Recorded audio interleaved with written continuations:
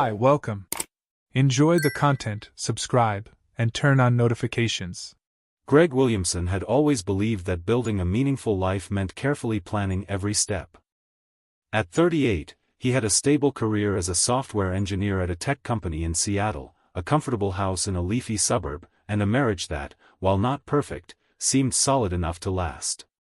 Amanda, his 35-year-old wife, worked as a marketing manager at a creative agency downtown.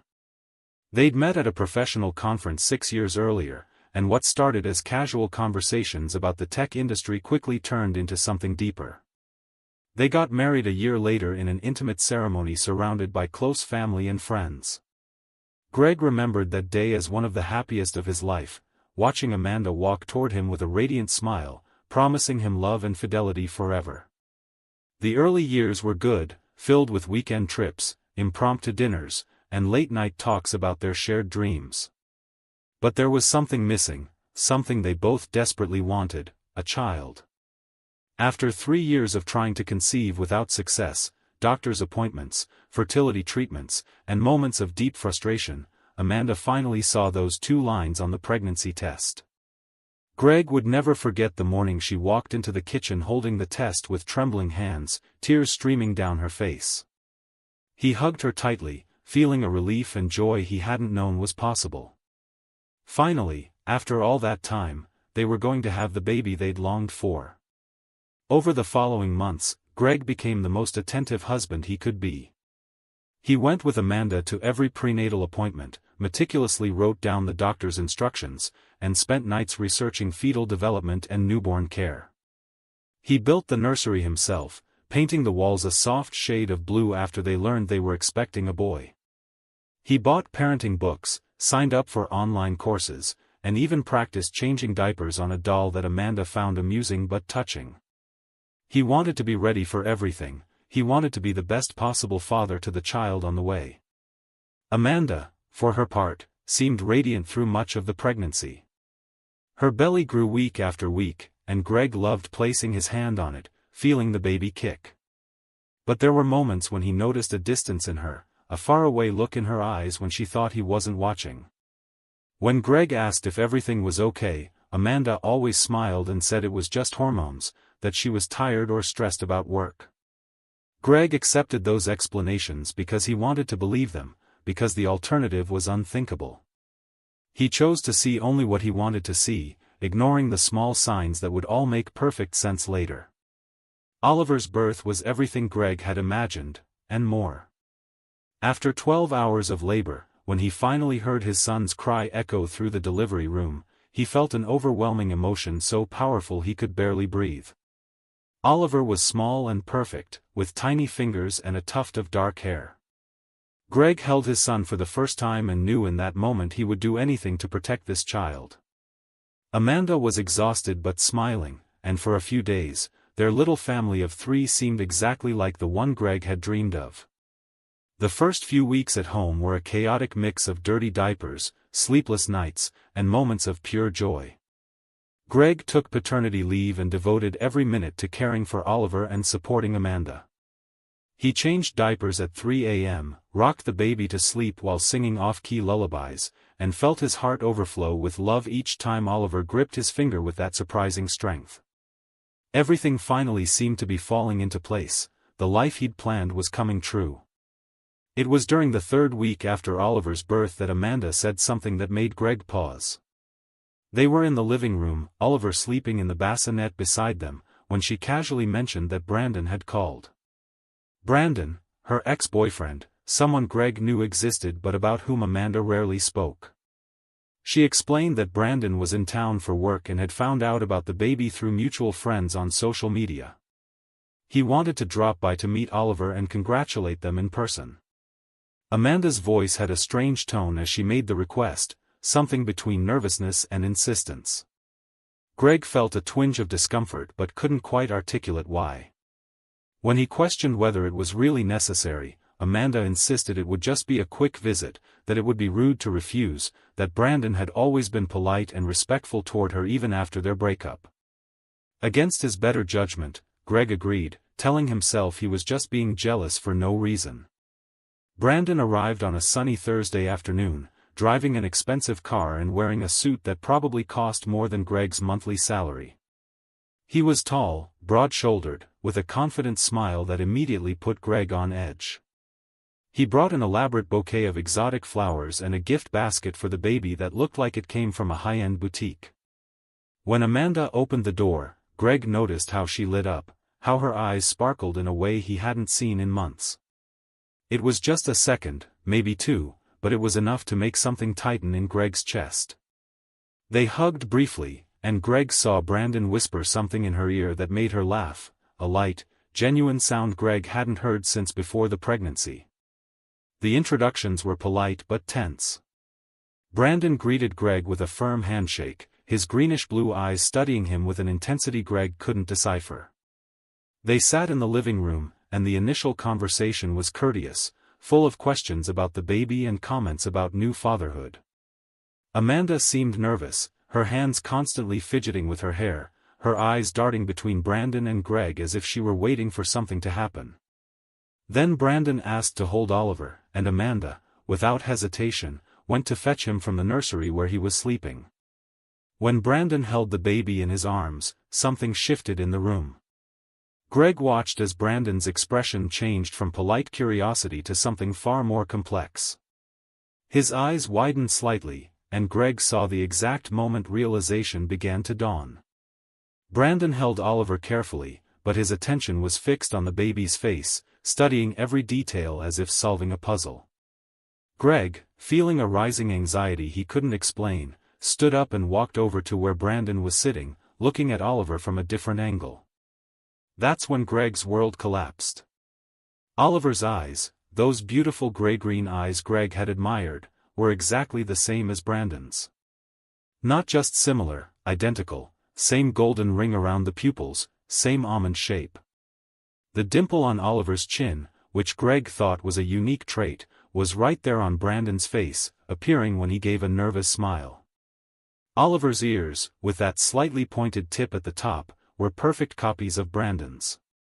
Greg felt as though he were staring through glass that had suddenly shattered, revealing a reality he'd been blind to. Greg looked at Brandon, who was still holding Oliver but now looked pale, clearly running numbers in his head. Then Greg turned to Amanda, and it was her face that confirmed everything.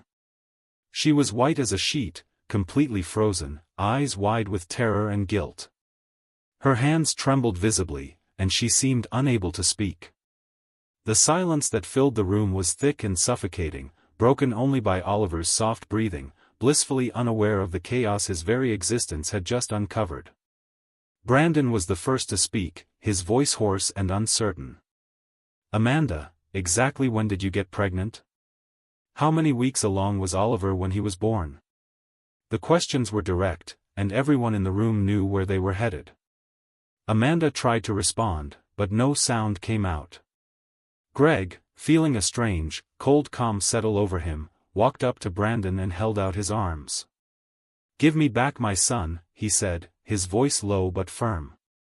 Brandon, clearly relieved to have something to do, handed Oliver carefully to Greg, avoiding eye contact with either of them.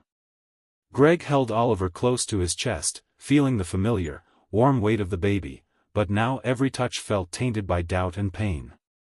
"Brandon, you need to leave now," Greg said, still holding on to that unnatural calm. Brandon didn't need to be told twice. He stood up quickly, murmuring an apology, and walked out the door without looking back. The sound of the door closing echoed through the house like a gunshot. Greg placed Oliver back in the bassinet, then returned to the living room where Amanda was still frozen on the couch, silent tears now streaming down her face. "We need to talk, Amanda. And you're going to tell me everything, every detail, right now." Greg's voice was controlled, but there was a sharp edge to it Amanda had never heard before. She opened her mouth, closed it, and then the words poured out in a desperate rush. It was a week before the wedding, she swore, just 1 week. Brandon had called, saying he needed closure, that he couldn't move on without talking to her one last time. She'd agreed to meet him for coffee, just to talk, just to be sure she was making the right decision marrying Greg. But coffee turned into dinner, dinner turned into going back to his apartment, and then it happened. It was just once, Amanda repeated like a mantra. Just once, Greg, I swear. She'd convinced herself it was a mistake with no consequences, that Oliver was Greg's because she desperately wanted him to be. Greg listened in silence, each word piercing deeper. When Amanda finished, broken and waiting for some reaction, Greg simply said, "You've been lying to me since the beginning of our marriage. Every single day of the last 6 years was built on that lie." He paused, looking up at the ceiling as if searching for answers there. "I'm scheduling a paternity test first thing tomorrow morning. Until we get the results, you'll sleep in the guest room. Don't touch me, don't try to explain yourself further. I don't want to hear your voice right now." The next few days were a blur of tension and silence. Greg scheduled the DNA test for the following day, taking Oliver to a private lab that promised results in 48 hours. Amanda tried multiple times to talk, to beg for forgiveness, to explain, but Greg simply left the room whenever she approached. He cared for Oliver mechanically, changing diapers and preparing bottles, but now every interaction was colored by bitterness. He looked at the baby's face and saw Brandon, and the pain of that was almost unbearable. When the results arrived, Greg was alone in his office, Amanda having gone to her sister's house after yet another failed attempt to talk. He opened the envelope with steady hands, though his heart raced. The words were clinical and direct, 0% probability of paternity. Greg was not Oliver's biological father. He'd known it the moment he saw Brandon holding the baby, but seeing it officially on paper made it devastatingly real. He printed 3 copies of the results and carefully filed them in separate folders, one for himself, one for his lawyer, and one for the divorce proceedings he'd already decided to begin. When Amanda returned that night, Greg was waiting in the living room, the document spread across the coffee table. "The results are in," he said without preamble. "Oliver isn't my son. You know it, I know it, and now it's officially documented." He pushed a copy of the results toward her. Amanda crumpled, collapsing onto the couch and sobbing so violently her whole body shook. Greg watched without moving, offering no comfort. "I've already contacted a lawyer. I'm filing for divorce on grounds of paternity fraud and adultery. You have 3 days to move out and take your things. Oliver goes with you, obviously, he's not my son." The divorce that followed was brutal and public. Greg's attorney, a seasoned family law specialist, was relentless. He presented the DNA test results, Brandon's testimony confirming the premarital affair, and built a strong case that Amanda had committed fraud by allowing Greg to believe he was Oliver's father. In Washington state, paternity fraud is taken seriously, and Greg's case was particularly compelling because the betrayal had occurred before marriage and was deliberately concealed. Amanda's family was shocked when the details surfaced. Her parents, conservative and religious, cut off contact with her temporarily, unable to process that their daughter had slept with her fiancé's rival just days before the wedding and lied about her child's paternity. Amanda's sister, who'd been maid of honor at the wedding, called Greg to apologize on the family's behalf, saying they had no idea and fully supported his decision to divorce. Amanda's social isolation was swift and severe. Meanwhile, Brandon found himself in his own nightmare. He was legally identified as Oliver's biological father through a court-ordered DNA test and was required to establish legal paternity and assume financial responsibility. Things got more complicated when it came out that Brandon was married. His wife, Rachel, was pregnant with twins when she discovered Oliver's existence. Their marriage imploded spectacularly, with Rachel filing for divorce and using Oliver's paternity as evidence of infidelity, securing a highly favorable asset division. Brandon, who'd built a solid reputation as a financial consultant, watched clients start to abandon him as rumors about his chaotic personal life spread. For Greg, the months that followed were the hardest of his life.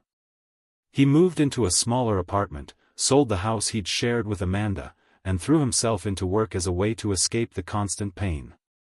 But the nights were worst, when he was alone and remembered holding Oliver, promising himself he'd be the best father possible, only to discover it was all built on a lie. He started therapy after a close friend insisted, and slowly, very slowly, began processing the trauma and betrayal. The divorce was finalized 5 months after the discovery. Greg successfully voided all financial obligations related to Oliver, including spousal support to Amanda, since the court recognized the paternity fraud. Amanda received only a small share of the marital assets and was left solely responsible for Oliver. Brandon was ordered to pay substantial child support but made it clear his emotional involvement with Oliver would be minimal. He'd pay but wouldn't actively participate in raising the child. A year had passed since that devastating afternoon when Brandon showed up at the door. Greg had slowly started rebuilding his life, attending weekly therapy, reconnecting with friends he'd neglected, and even recently accepting a few invitations to go out. He was at a grocery store on a quiet Saturday, buying groceries for the week, when he turned a corner and nearly ran into Amanda. She was unrecognizable, deep bags under her eyes, her hair pulled back carelessly, wearing clothes that looked like they hadn't been changed in days. Oliver was in the shopping cart, now a sturdy 15-month-old baby, and Greg felt that familiar pang of pain seeing him. Amanda froze when she saw him, her face cycling through terror, shame, and sorrow. "Greg," she said, her voice hoarse, "I didn't know you still shopped here." Greg took a moment to study her, clearly seeing the weight of the past year written in the lines of her face. "Amanda," he replied calmly, keeping his distance. "How are you?" It was a polite question, without real emotion behind it. Amanda tried to smile but failed miserably. "I'm surviving. Oliver's getting big, as you can see." She paused, clearly wanting to say more, but Greg gave her no opening. He just nodded, gave Oliver one last look, that boy he'd briefly loved as a son, and said, "Take care of yourself, Amanda." Then he simply turned his cart and walked down the aisle, not looking back. As Greg drove home, he reflected on the past year.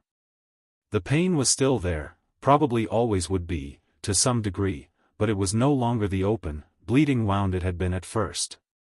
He'd learned hard lessons about trust, about not ignoring instincts, about the importance of foundational truths in relationships. Amanda's betrayal hadn't just been the physical act with Brandon, it was her deliberate, sustained choice to deceive him about something as essential as a child's paternity. She'd robbed him of the chance to make informed choices about his own life, and that, Greg knew, was something he could never truly forgive.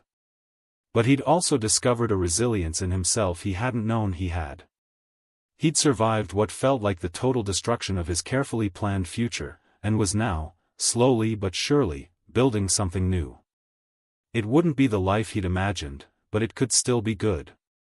And maybe, eventually, he could trust someone again, though this time with his eyes wide open. When Greg got home and started putting away the groceries, his phone rang.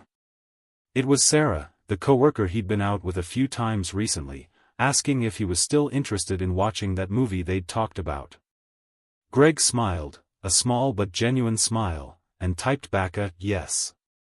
Life went on, and maybe, just maybe, there was still room for something good to happen.